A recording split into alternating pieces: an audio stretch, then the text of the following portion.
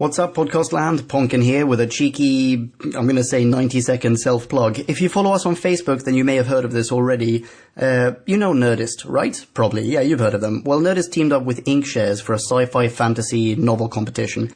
And I jumped on that the moment I found out, and I submitted a novel that I wrote a while back called Champions of the Zigzag. It's a wacky, paranormal road trip / detective story, and it's got vampires and a Viking and the reincarnation of Casanova, and it's got God and Satan and the Easter Bunny, just to name a few characters. I don't profess to be as great as the greats, but I think and hope that if you like Terry Pratchett or Douglas Adams, you may very well like this one as well. So please show your support to me! And by extension to Who Back When by pre-ordering a copy of your own. Go to whobackwhen.com/book. That's whobackwhen.com/book.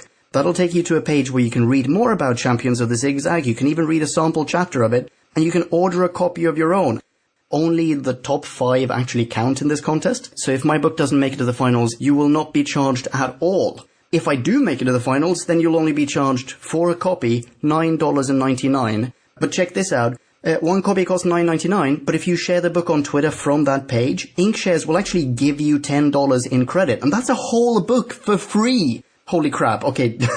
Go to whobackwhen.com/book, pre-order my novel, Champions of the Zigzag, and then tweet your friends and tell them to tweet it, and all of a sudden you've turned this contest into a pyramid scheme, except this one actually works, and you'll get to read what's in my brain.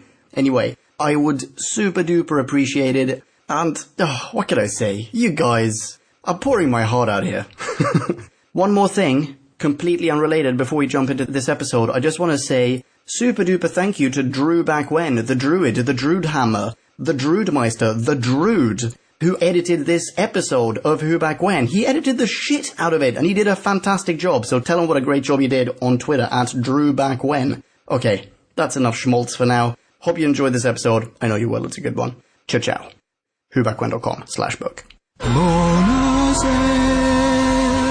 Who Back When? Shall we start this up? Yes. Holy shit balls. Okay. Who's starting it? Do you want to start it?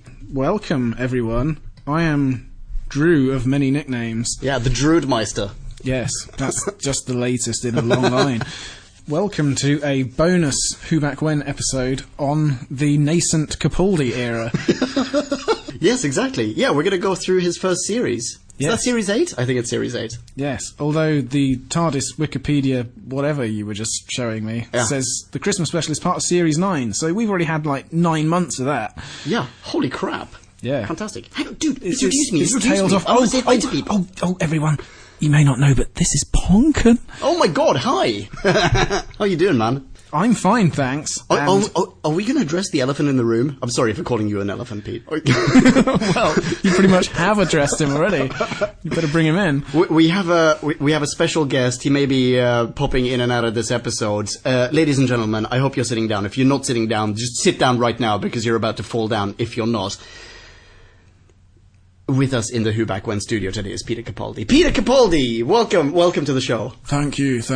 Oh, I'm super honoured. Are you honoured, Druid? Oh, well, I mean, this is my first bonus episode, and we've got the current Doctor Who in the room. That's pretty amazing. Doesn't get more high stakes than this. Have you ever listened to the show before, Pete? I can't say I have.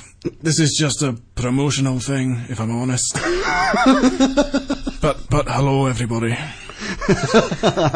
Well, thank you very much for... Yeah, you know what? Yeah, sure. No, carry on playing with your mobile phone. Anyway, so today we're going to go through Series 8. We're going to talk about a few things pertaining to Capaldi. This is just a bonus episode. It's, you know what it is? It's filler. Yeah, filling your ears with gold. Which was an important part of Series 8. It was indeed. We are shooting golden arrows into your earballs. Oh. So, okay, suggestion. How about we do it this way? We go through them episode by episode. Right. And on top of that, at some point, either we finagle this into the episode by episode, or after we've done the episode by episode thing, we talk about Missy, we talk about Capaldi in general. Maybe we can conclude on that. And what was the other one? That. Yeah, Capaldi, yeah, sorry. Sorry, Pete. You don't mind if I call you Pete, right? Not too much. Not enough to leave the room. That was going to be awesome. Okay, there was another thing we were going to talk about. What was that? I'm sure it'll come back. We have at least 2.5 minutes of solid content here. Absolutely. So, shall we jump into the very first episode of Series 8, Deep Breath? Yes, let's take one for the team. So, Deep Breath, we're introduced to Capaldi. I suppose, okay, we had already seen him in that tiny little segment. We'd seen a tiny little segment of his face. Yes, we had. No, 13! And then he just sort of glared camera-woodsly. Yes, exactly. We had those eyes. And we had the eyes in the 50th anniversary. Oh, we did? Yeah, when every Doctor was visible and we only got Capaldi's eyes. Yeah, that's what I was talking about. Oh, sorry. That's exactly what I was describing. Oh, sorry. I thought you meant the end when actually he's been regenerated. Oh, no, I'd forgotten about that part. The important part. Okay, well, regardless, we're now in Deep Breath. What was your impression of him, like his first stint as the Doctor? What was your first... And Peter, shut up, Peter, for a second. I want to hear what the Druid is saying. Well, I like how they address the eyebrows thing face on. Nice one. Did you like that little expression I just coined there? It may also be the very first time that because he recognises himself, and I think most people on the internet were saying that he was recognising himself as another character whom the Doctor had encountered on his adventures, right? There's the Tennant episode. It is a Tennant episode, isn't it? The one where he goes to Pompeii, the fires of Pompeii, right? And Capaldi was in there. And at some point as a mild-mannered extra. Yeah, exactly. And at some point in Deep Breath, he looks himself in the mirror, he recognises his face, and he goes like, why did I choose that face? And there was that, I think possibly the first time in Doctor Who, that we get that, oh shit, I've actually regenerated as a dude who's appeared as an actor on the show before. Yeah, and, there's a parallel with Tom Baker just appearing at the end of the 50th. Also true. As a much older, and therefore you have to sort of come up with an ingenious way that happened in the Doctor Who universe, like some deep, distant future regeneration where he's harking back to his then distant past, but people did it. Yeah, I can't remember who said this. I think this may have been Gina on the 50th anniversary bonus episode that we did. Regardless, I have heard this theory. This is not my theory. I can't take credit for it. But that when Doctors regenerate, they don't cease to be. That personality goes and sort of retires somewhere, and very possibly Tom Baker's regeneration, when he disappeared off the show, he went and became a caretaker in a museum, like in the V&A or wherever he is. Well, as we shall see, the Doctor loves being a caretaker. Yes, he does. Yeah, we're getting to that. Okay, so in Deep Breath, we have the Clockwork Dude, we have the introduction of Heaven or Paradise or whatever, which we're sort of the Series 8 is building up towards. Yes, the Mechanical Man. The Mechanical Man. Goes Fantastic special effects, by the way. I love that bit when you can see the interior of his skull, of his cranium, just sort of clockworking away. Mm-hmm. Yeah, and we've had clockwork automatons on the show before, and they were like a pile of rotten cabbage next to this dude. He is just the apex of mechanical dudes. Well, I mean, we're reviewing Series 2 at the moment. Yeah. And we just had some mechanical dudes. Yeah, and the Advance, I mean, back in 2007 or 2006, whenever it was, we thought we were pretty advanced then. We thought there weren't many more advances to come, but goodness. Yeah, now someone's basically green screening the inside of their cranium. Yeah. That's pretty awesome. So special effects wise, awesome. We get a dinosaur. Did you like that? You a fan of the dinosaur? It sort of revealed the narrative limitations of a dinosaur, really. It's a great big thing. It lumbers around. Okay, it's got an interesting backdrop. I've never seen a dinosaur in front of the Houses of Parliament before. Does it blow up or something? It dies, definitely. It definitely dies. Doesn't it die in a raging inferno? Yeah, you're right. Yeah, suddenly it just catches fire, doesn't it? Okay, well, blah, blah, blah, blah. It's going to be my new catchphrase. Fuck, I got to stop saying that. But the Doctor, in getting to see the dinosaur, manages to convey and relate his love of all living things. Yeah. Because most of that first episode, Capaldi is keen to establish himself as an edgy, slightly standoffish, perhaps dickhead. Watch out. Sorry, Peter. And, an interesting character, perhaps prickly. And then at the end, he seems to show more love for the dinosaur than any of the people, really. Yeah, true. But doesn't he also... I mean, he does defend mankind. Towards the end of the episode, he's already sort of come into his own. Yeah. The whole episode is just him sort of waking up with a hangover. Right? Like, he's regenerated, there's still a little bit of booze and heroin in the back of his throat, and I've been bringing up heroin this evening a lot, by the way, I apologise for that. But, he wakes up well, that's what happens when you watch an E17 video. This is definitely cutting that. Yeah, he wakes up with a bit of a hangover, and then, we spend the entire episode with him kind of slowly but surely regaining balance, and figuring out his place in the universe, and remembering who he is and whatever. And towards the end of the episode, he's remembered not only who he is, but but also how badass he used to be, like sort of harkening back to William Hartnell in the first Doctor, and also, as in what a grumpy old sod, but also his love of mankind, because he basically NLPs the mechanical dude to kill himself in order to save people, right? One way or another, that mechanical guy jumps. Yeah. Whether the Doctor pushes him emotionally or physically, it hardly matters. It doesn't matter. I would say that he's super sophisticated and just NLPs the shit out of him. He NLPs him out of a goddamn window. Yeah, so is there not a balloon in this one as well? I thought the guy fell from the balloon. Is that what it is? At the end, yeah, I think so. Because I think the balloon is released from the building somehow as his getaway vehicle. How far can he get with a balloon? Well, as far as the wind takes him. Ugh. Winds blow all over the earth. But he'll never get to heaven in an old balloon. No, that's true. An old balloon comes down too soon.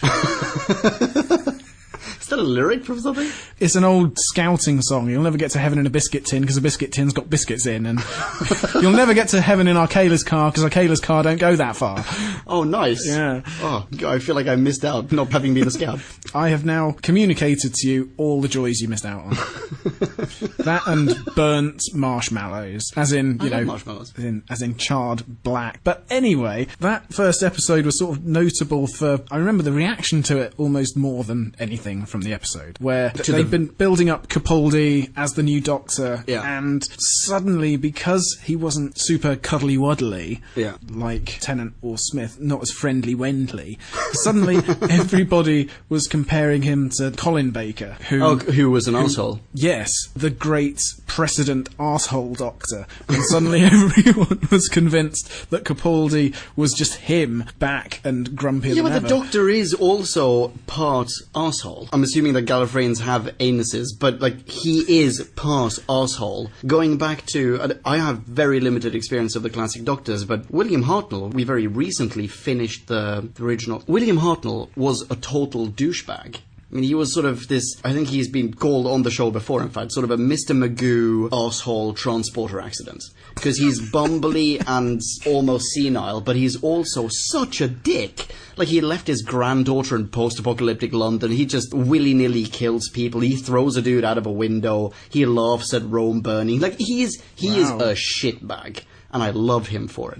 And when Capaldi was introduced as the Doctor, not in this episode, but on whatever it was, when the BBC did that big spiel of, like, we're going to announce who the next Doctor is. Oh, yeah, with, like, the half-hour prime-time show. Yeah, and with Zoe Ball. Simon Pegg was on there, I think. Like, yeah, like, whatever, when they did that thing, and when Peter Capaldi came out, he was doing the same pose. He struck the same pose as William Hartnell, like, holding his lapels. Old number one. Exactly. So clearly he is the same dick. I love that. That's fine. Colin Baker wasn't the first dick Doctor.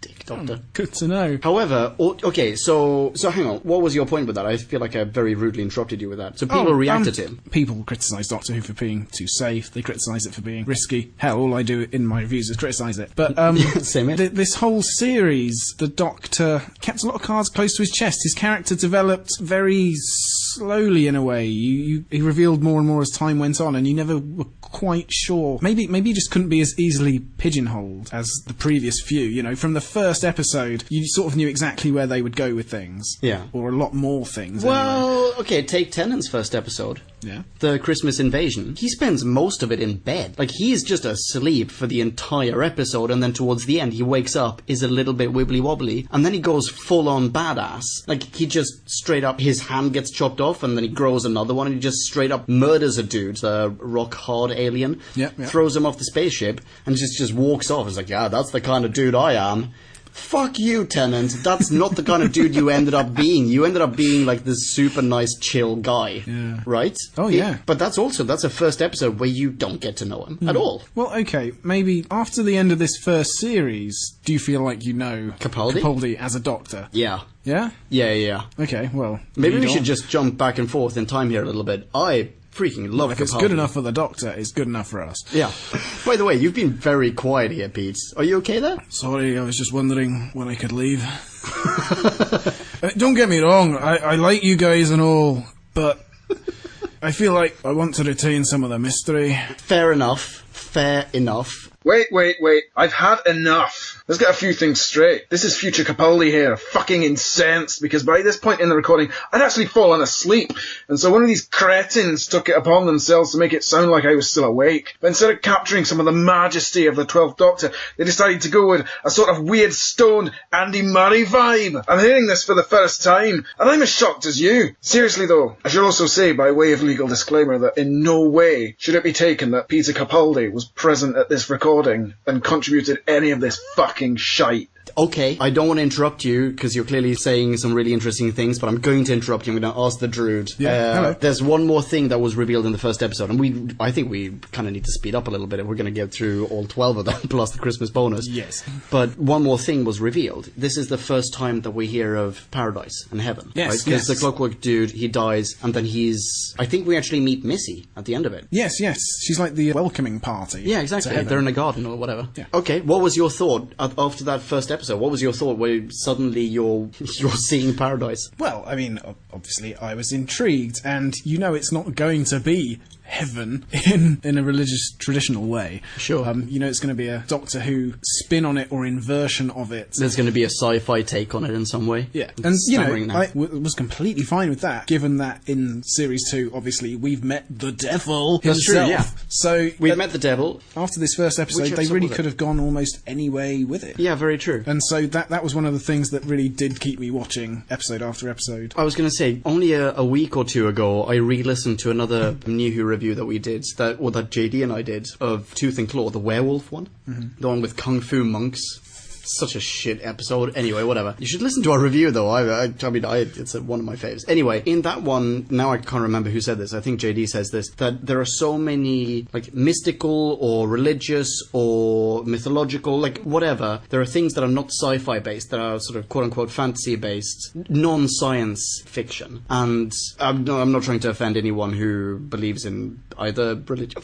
Oh god, I'm just digging myself into a very, very deep hole here. Yeah, listen up, everyone, because he's going to say something that will shit all over your most dearly felt visions of the future and hope for the fate of the universe. My point was going to be, the point raised in that episode was that there is no room for that, it seems, in Doctor Who. There wasn't even room for werewolves, for God's sake. They had to find a sci-fi explanation for it. Right. And the same thing applies to, let's call it, more serious themes, like the afterlife, which to a lot of people is considered just fiction, to some people is considered absolute fact, but in the Who-universe, in Doctor Who, it has to be science fiction. There isn't even room for it being something actually factual. I reckon that in the Doctor Who universe, there is no afterlife. Yeah, right? possibly. Whereas, and if there is an afterlife, it has a scientific explanation. It's immediately sci-fi. Yeah. I mean, part of the Satan Pits arc, we had a mini review from Robert, I think,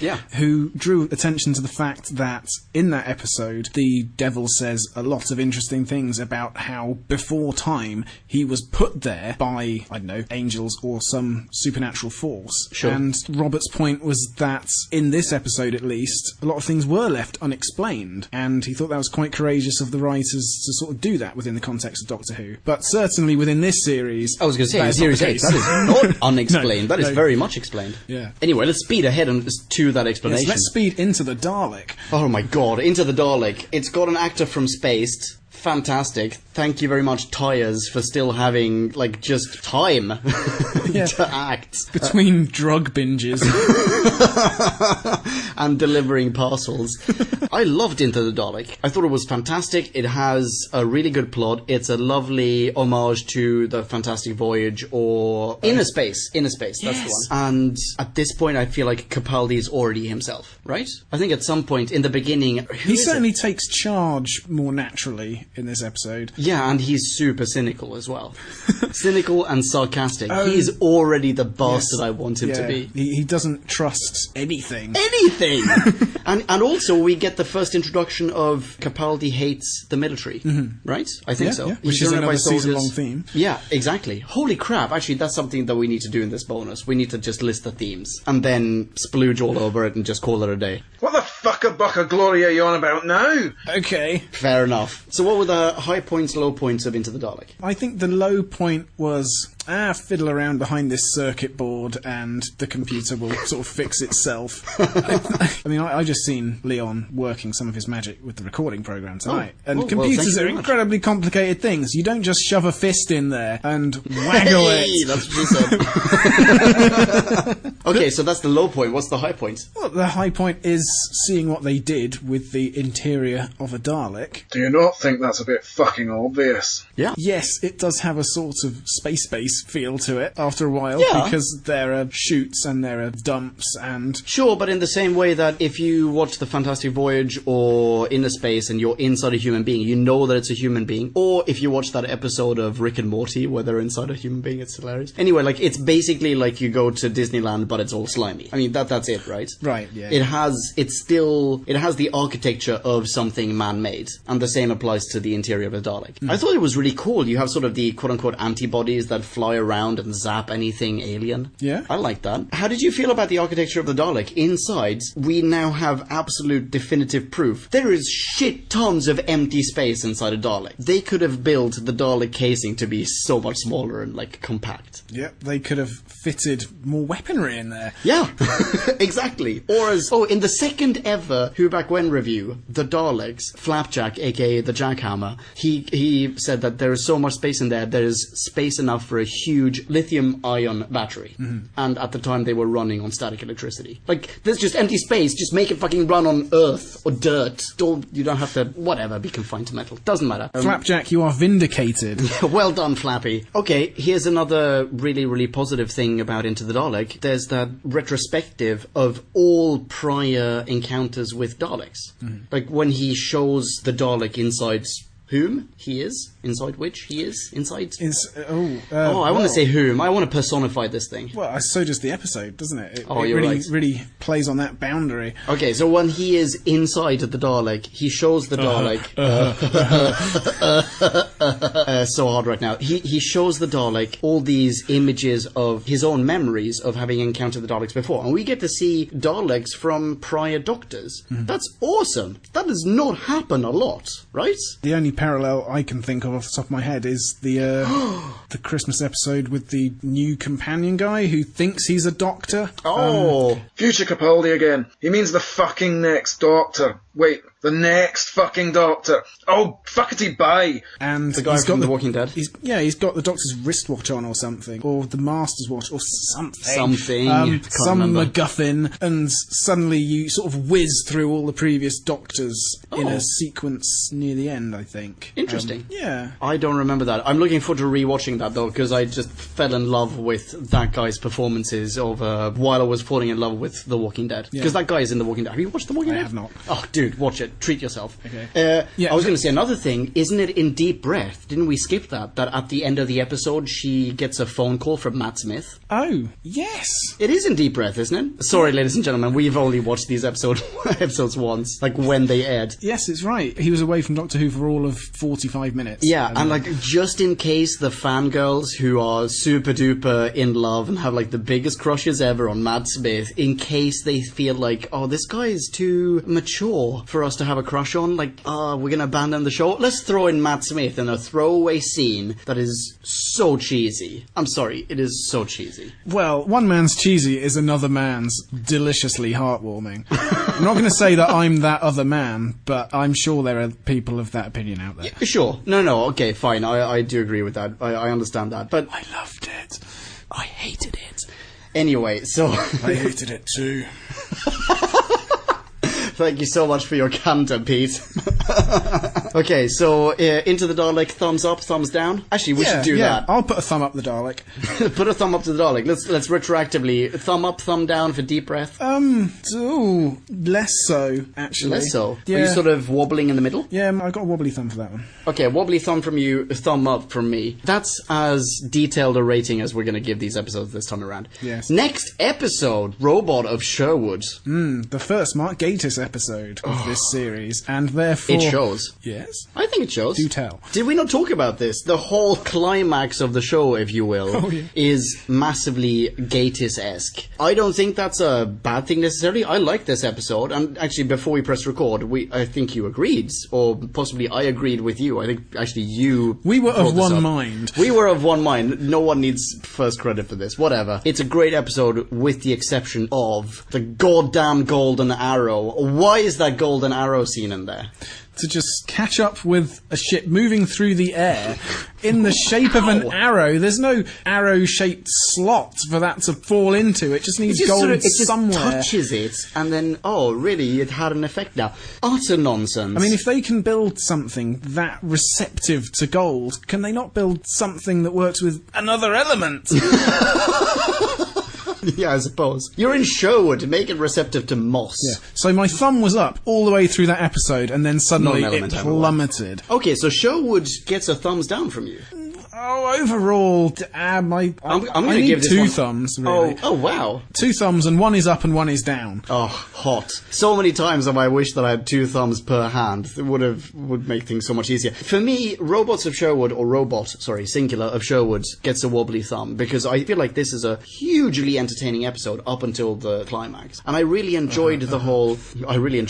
Up until a certain point, fairly close to the end, I mean, I don't remember the episode in great detail, but I do remember that feeling of, oh, this is clearly not Robin Hood. Like, this is basically, I'm gonna file this under mummies, werewolves, like fictional characters who are clearly there with some sci-fi explanation. Like, this cannot be Robin Hood, he's on a holodeck or something, right? Or he's been suckered by a Zygon and now he's fantasizing about it. But then it turned out it was Robin Hood. I'm super chuffed about that. I thought it was hilarious. And I love all the fun, silly banter around, like, why are you so goddamn merry? Their merriness, or merriment, really just fueled Capaldi's anger in a way that really, really just spoke to me. I liked it. Actually, remembering those scenes where he's with Robin in the prison or the dungeon or whatever it is, and them going at each other, that was very entertaining. Very entertaining, right? And then it comes to the end where it's like, okay, we're gonna get the cheesy ending, but then it goes so cheesy, it just goes full Gorgonzola, and he golden arrows the episode into shit.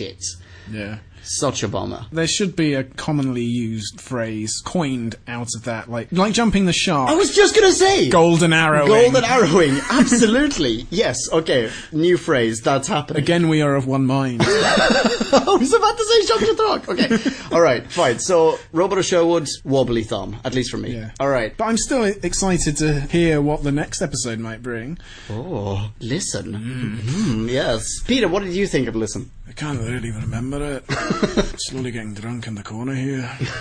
I think Future Pumpkin may need to pop into the episode at some point and just go, by the way, Peter Capaldi is not here, please don't sue us. They can't prove it. They will hear it and think, his agent will go mental. It's like, Peter, what the fuck? Why did you get on this podcast? The series is about to begin, and you're just pulling stunts like this. That would be great. Okay, so Listen. Yeah, we looked Listen up 10 minutes ago, and I've already forgotten everything about it. This is the one where they go back in time. It's Doctor and Clara. They go back in time. They meet Danny Pink when he's a kid. This is like basically the backstory of Danny Pink being a bedwetter. And then it's all based on that, every person has at some point in their life had the nightmare of getting up out of bed and a hand reaches out and touches their leg or something. Yeah. Really? Have you ever had that dream? Not that specific. I think it was perhaps a mistake to make it that specific. But maybe everyone on the Doctor Who writing team has had that dream, and they were cosmically brought together for reasons beyond our ken. Okay, so yes, they go back. He's in. Is it an orphanage or is it a Danny school? Pink's in. Yeah, is it a school or an orphanage? I can't remember. Oh, I don't know. There must be a reason why Danny Pink is the way he is. He is another season-long theme. Oh, he is. We could talk about. Although that was the thing that we forgot, or that I forgot. Clara and Pink. That was the relationship. That was the third thing on the list. Okay, so anyway, basically everyone's had this nightmare at some point, and also there are weird creatures, possibly interdimensional creatures, whom we can't see, we can't hear. Possibly we can hear them, actually. I mean, it's called Listen. We can't see them anyway, and they are there. And this is also the episode that marks the introduction of the blackboard, because the Doctor starts writing on blackboards, right? Yeah. And possibly the aliens are also writing on the blackboards, like they're replying to him on the blackboard. Yes. Isn't it? Yes, I Is it just so. me? Like, he says, No, like, I think oh, you're right. what is happening is someone there, and he turns around and someone's written, listen, on the blackboard. Yes, is that the beginning of the episode? I think that is the beginning of the episode. Either way, blah, blah, blah, blah. They're in this creepy old mansion. It's basically a ghost story. And there's that super creepy scene where something is under the duvet. It's the just sort of- duvet is suddenly tumescent. Yes. Oh, hot words. Oh, how could I possibly speak into such a phallic microphone with such a pounding erection? Alright, anyway, this episode also, I'm just going to cut it and type it. This episode also has, you reminded me of this, we get to see the Doctor as a kid. Yes, with his parents expositing in a room within earshot, which is handy. What do they say? I About don't how they're remember going this at to all. send him off to, military academy, and if he's ever going to grow up to be a soldier, then he has to stop, pissing himself over these silly little right. dreams, much like Mr. Pink. Yes, this is what you were saying. This is why you hate soldiers. Oh. And then, of course, the crossover with that is Danny Pink treating the Doctor sarcastically as a general throughout the rest of the series. Yeah. They're going, yes, sir! And Which, generally being which unpleasant. totally blows, by the way. Like, massively blows. Yeah. Well, I think because Pink and the Doctor hate each other, Yeah. I think it's fair to say. Oh, do they? I mean, they sort of hate the... Cut that. I think to a certain degree they do hate each other, but is it that they hate each other as people, or that they hate each other as archetypes? Like, the Doctor disapproves of Pink because he's a soldier, but he doesn't necessarily hate Pink as a person, as a human being, because later on, when Pink is cybered, he actually definitely respects the guy. Yeah, I guess I'm conflating the Doctor's opinion with the public's opinion, and perhaps our opinion of Yes, Pink. very true. And how, Same here, by if the you way. set someone up against the Doctor, you're probably going to side with the Doctor. Probably. And so you have to make the character pretty Isn't this- damn likeable Yeah, if he's isn't going that to withstand that. Yeah, he'd have to be like 10 times as charming as that Arnold on Green Acres. Like, isn't that... Sorry, it's rewatched Pulp Fiction. Isn't that a fault on the part of the writing staff? I mean, if Well, they're gonna isn't have... everything. Okay, yeah, sorry. No, I, sorry. I don't want to be that guy, but like, I mean, if they're creating a character, they're creating a recurring character, in fact, and they want to lend him some gravitas and some just respect and, yeah, I guess charisma. Why would they pit him against the person that the entire show is geared towards creating as putting on a pedestal? Yeah, it's a It makes strange no decision. sense, yeah. And I wanted to like Danny Pink because I instinctively root for the underdog, and Danny Pink being hated by everyone made him the underdog. And so I Yeah. sought, goodness in his character. And, there are some scenes where he isn't a complete dick to Clara, and, where actually their interactions... Do you like him as an actor? Oh, it's hard to say because I haven't seen him in anything else. He certainly played Danny Pink fairly consistently. I thought he played Danny Pink well. I think Danny Pink is, he's well performed. He's just not well, and he's well cast. He's just not well conceived. Don't create someone who is opposed to the Doctor. Create someone who is... You know what? Okay, so the parallel that you have to draw, I think, is to the first Doctor's first companions. Okay. So they were Barbara and Ian, who were both teachers in the same school where Clara and Pink are teachers. Right. So Clara and Pink are clearly an homage to those two, right? But Babs and Ian, they were kidnapped by the Doctor. At first, both of them sort of resented the Doctor for this, but then over time, they grew to love this guy as a bumbly old Mr. Magoo. Okay. Awesome. Everything's great. And because they were on the same plane, it works. But with Clara and Pink, you have Clara who's sort of secretly in love with the guy, but you don't really know, but maybe, and probably, and she's probably touched herself and thinking about him. Well, I mean, she's wrapped all around his timeline.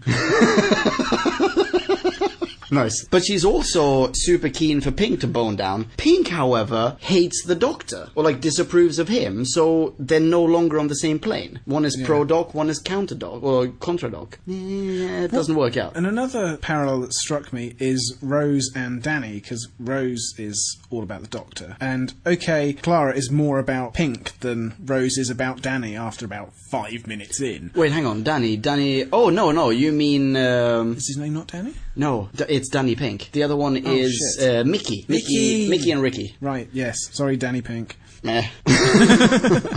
Yes, okay. I was going to do the voice, Do you but want I me to just decided re-record not that to. whole bit? No, don't worry about it. Okay. I'll cut it somehow. Okay, yes. So there's another parallel to Rose and Mickey.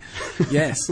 You are doing the bit again. Okay, go for I it. am doing the bit again. There's a parallel to Rose and Mickey as well, where Rose is also patently in love with the Doctor. Yes. And, okay, Clara's more in love with Danny. She's super duper in love with Danny. Yeah, then but Rose she is with also Mickey. clearly has a massive wide on for the Doctor. Yeah. Right? Yeah. Yeah. But I wondered if you saw any parallels there, because Mickey is hardly the series' most popular side character either. Mickey. Well, exactly. And that's a tough one. It's a really good question. It is a tough one, though. I'm not even sure what question I asked. I was just asking, do you think they sort of followed along the same lines, really? Less so, because Rose and the Doctor actually ended up having their romance, whereas Clara and the Doctor, I mean, they may still, we don't know, very possibly, / probably, but at the moment at least, here's the difference. Yeah. Rose left Mickey to go travelling with the Doctor, whereas Clara doesn't want to commit fully to travelling with the Doctor because she also has a life with Pink. Right. But in the same sort of way that Mickey wouldn't want Rose off with the Doctor, Danny doesn't want Clara off with the Doctor either, and he's constantly disappointed that, again, they're going to have a date or just a regular day in the school, and she's always off with him. Yeah, true. Well,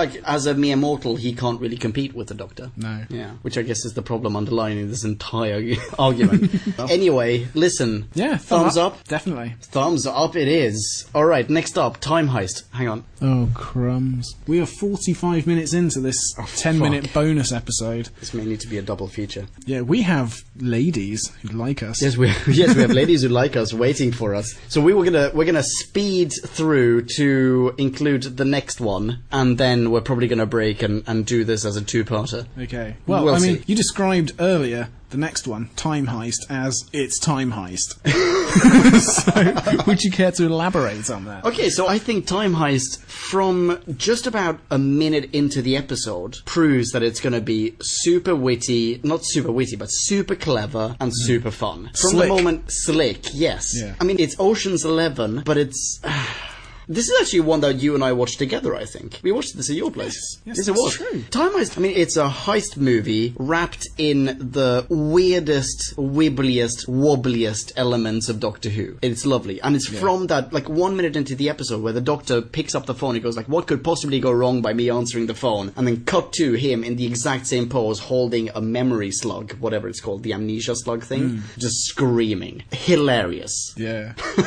It's a box within a box, or an enigma wrapped within a mystery or whatever, because Doctor Who, New Who certainly, perhaps Classic Who as well, relies so much on some mysterious force directing the Doctor's movement over time scales that span series and that we don't comprehend until they're suddenly revealed grandly at the very end, and this episode has that in miniature. Yeah. Oh, absolutely. What did you think of the side characters? I mean, it followed the formula of a heist movie where you have this is the safecracker, this is the demolitions expert, this is the good-looking one, this is the whatever. You have all these stereotypes. It followed that model because you had, this is the android, this is the woman who can impersonate people. Yes, I can't add anything to that description. Okay. You put it very well. Okay, what did you think of the weird Minotaur kind of creature who was wandering around flattening people's heads? I was not a fan. Sorry.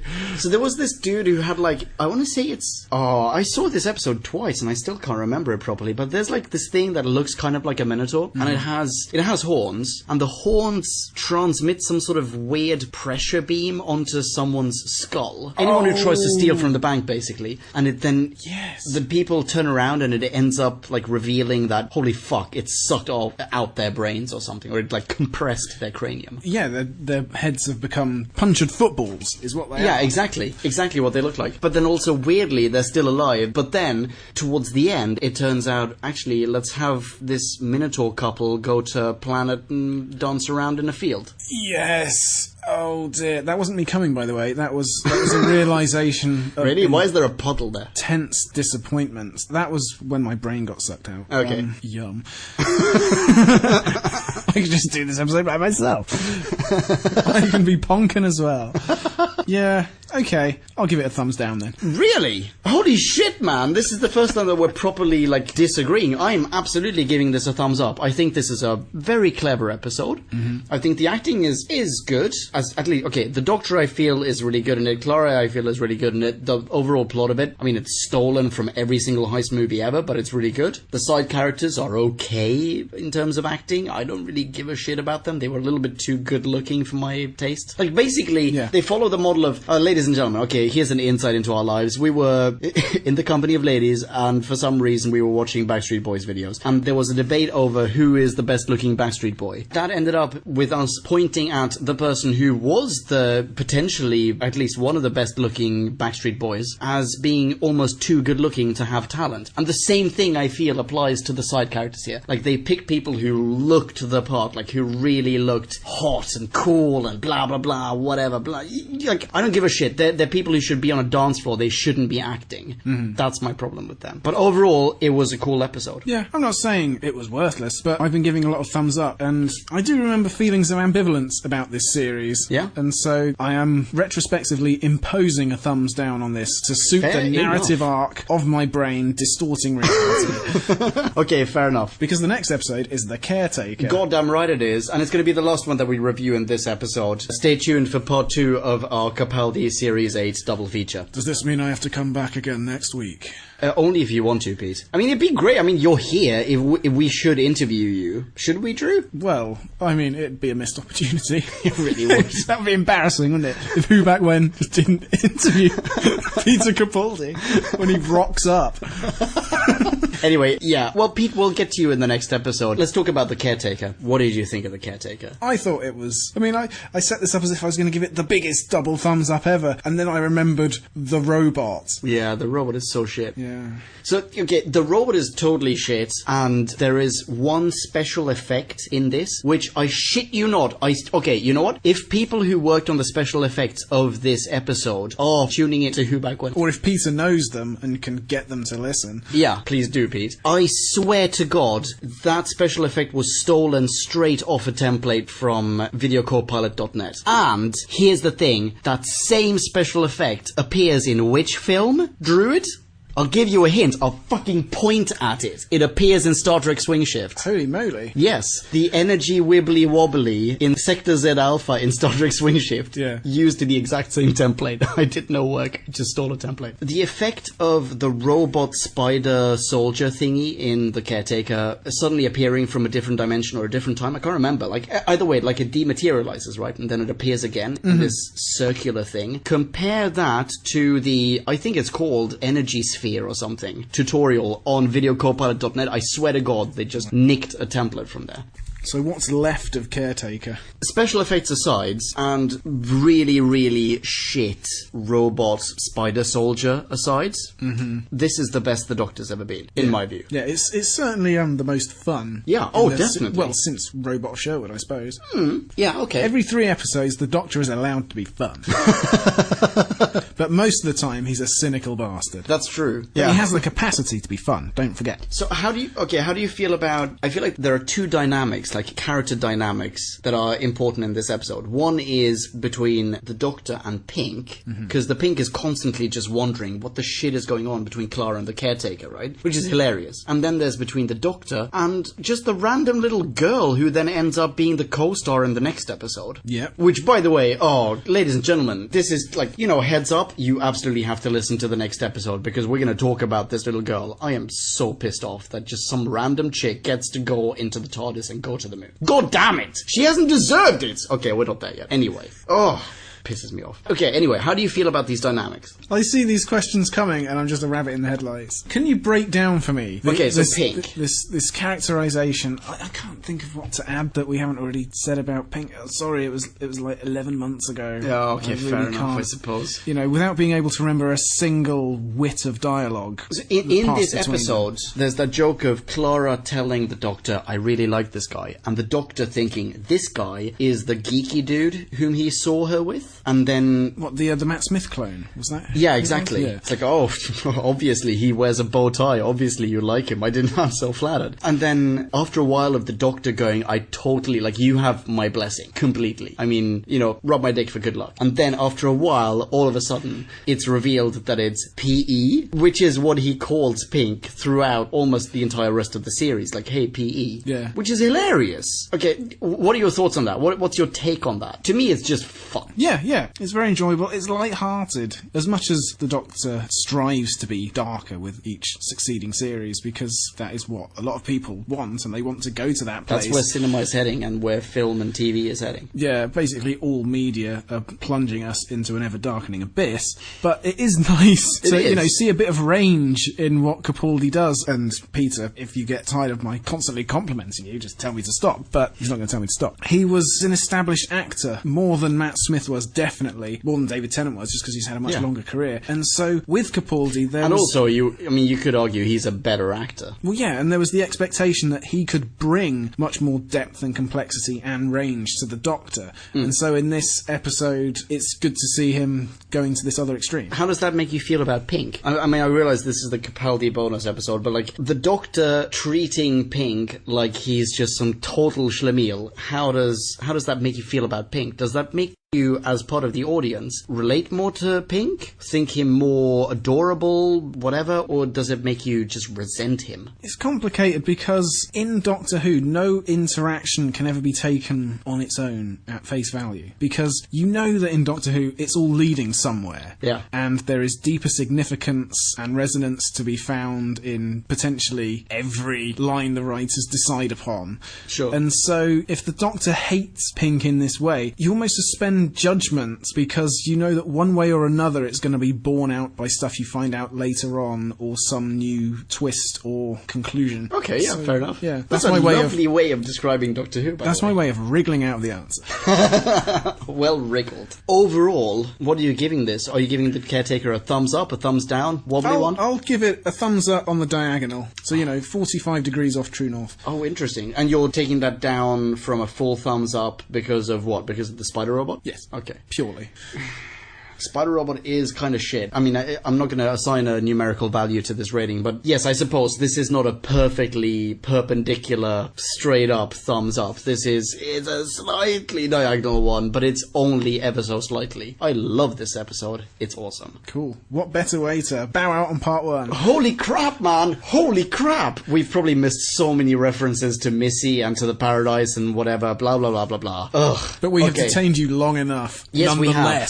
And oh my god, stay tuned for episode 2, or for part 2 of this double feature. We are going to talk about the second half of Series 8. It's going to blow your mind holes! Holy crap! And Peter Capaldi is going to be here still. Peter, shit, we haven't even spoken to you. Thank you so much for joining us. Yes.